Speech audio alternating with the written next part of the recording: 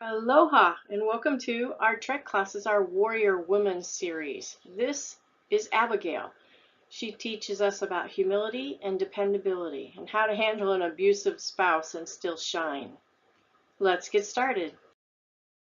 I'm Pam Vinson from the Modern Woman's Life magazine, and we believe that every woman has a warrior within them. Our hope is to equip everybody to find the strength to be all they're intended to be. We want to be sure that you sign up for our weekly newsletter to get these strategies in your email. And warrior women aren't always perfect, but are always engaged in the battle. We'd love to hear from you and how we can continue to get better. So let's move on and meet Abigail.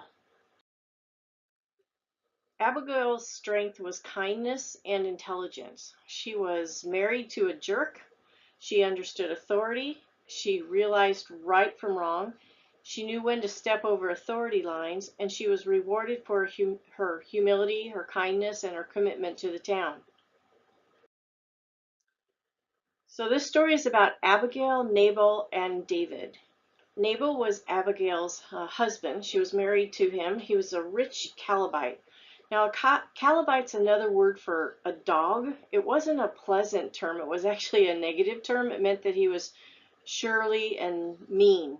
He was very rich and he owned large numbers of goats and sheep. We're talking 3,000 sheep, 2,000 goats.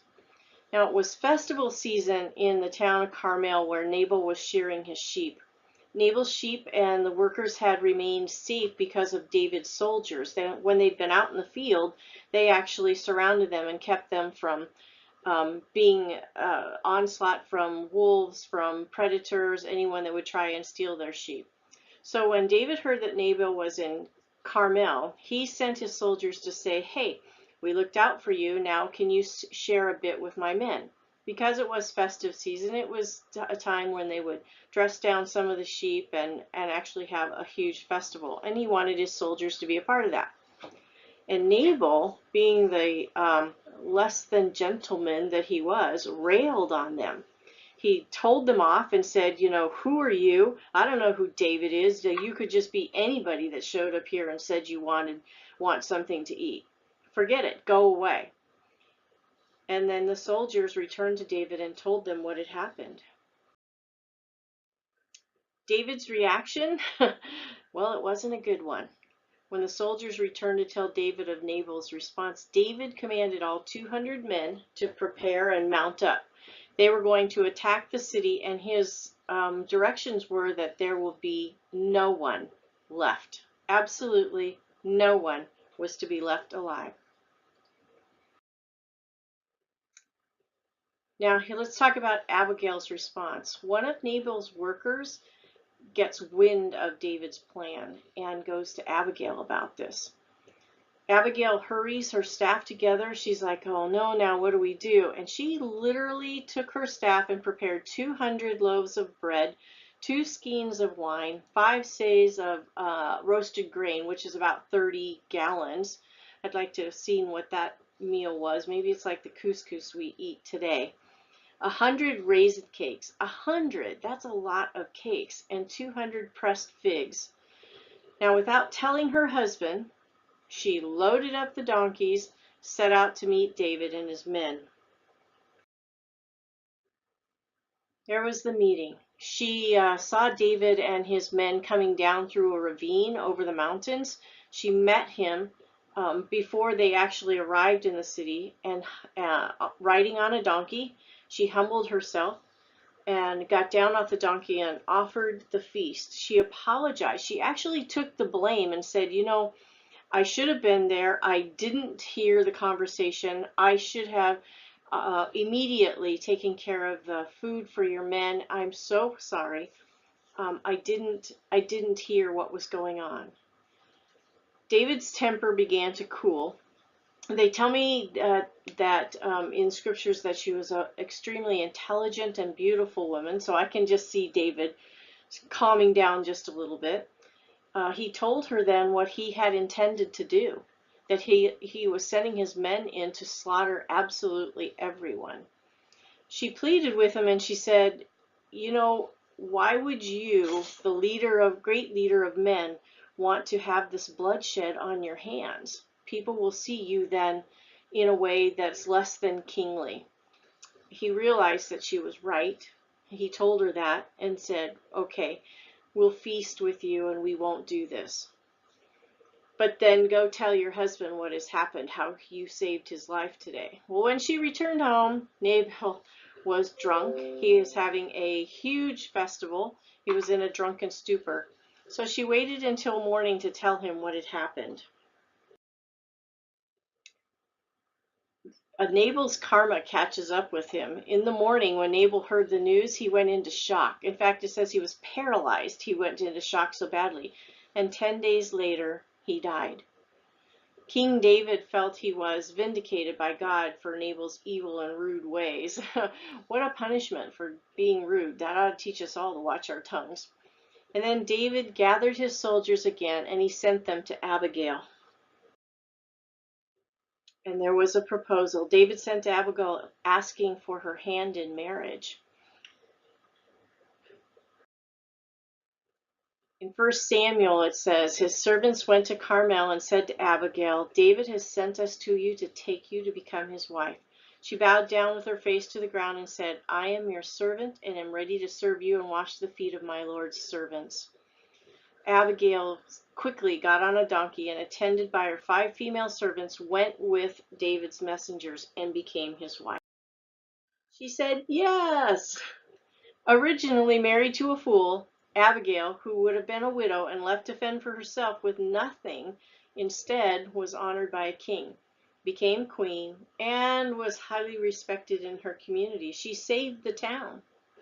She protected her city and her staff by being kind and for being aware of things around her. She worked within the rules of society, and she sets one of the best examples I've ever heard of the power of kind words when dealing with potentially explosive situations. I know it's tough when people are in your face and they're being mean to respond rather than to react. It's human nature to want to bite back when we're being bit. But Scripture tells us that a soft answer turns away wrath, and grievous words stir up anger. So I want to ask you, now that you've heard this story, there are 4 what I call Abigail questions to ask yourself. Would you go step above authority to do what's right? I know that's a scary thing to do. This could happen at work. It could happen in your family. It could happen just about any place where there are people in authority over you.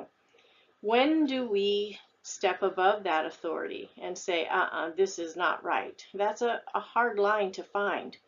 But I appreciate the courage that Abigail had. She knew if she went to her husband, he would have said, forget it. And she went above and beyond and took care of the whole situation and saved the town in the process. Let's ask ourselves, are our words kind? Are they kind enough to stop a war? Or are they maybe the catalyst for a war? And this could be on your family level, relationships, friendships, work relationships. Kind words generally diffuse situations. Where do you fall in that process? Then let's ask ourselves, where does real beauty come from? One of the reasons I did this warrior series is that I believe that we all have this, all women have this strength of warrior character within us, but we tend to in society see that as unflattering. I remember myself personally being raised in the church. I was always quite deep thinking and a bit more outspoken, a lot more outspoken, let's be truthful. I had a strong independent spirit, always have. And I just couldn't seem to fit in with the quiet, meek, submissive personalities in there. I'm not saying that those are wrong, because many women are called to be in that place. It just wasn't a good fit for me. So I started the Warrior Woman series because I want us to see that beauty comes from strength within our characters. And it's okay. Part of our problem is we don't know who we are. And me understanding that I wasn't intended to be a quiet, meek individual, that I was intended to speak out, to be running in the front lines, a gap stander, so to speak. I'm much more comfortable in that position. So where does your real beauty come from? Let's take a look at Abigail and maybe learn some lessons from her. How can you better represent beauty and strength in your life? Once you find your strength, you'll find your beauty. Find those things that are only you can do and combine them together. I'm loving going through this series with you. I'm thankful that the women in my Bible study have challenged me to do all of these, and they're out there now. Each one of these will be logged on not only YouTube, but they're also on the Modern Women's Life magazine. You can check us out at tmwlife.com. Sign up for our weekly newsletter and don't miss a Warrior Woman episode. There's a lot of other things on the website as well that I hope you'll peruse through and enjoy. Until I see you next time, be that warrior woman from within. Aloha.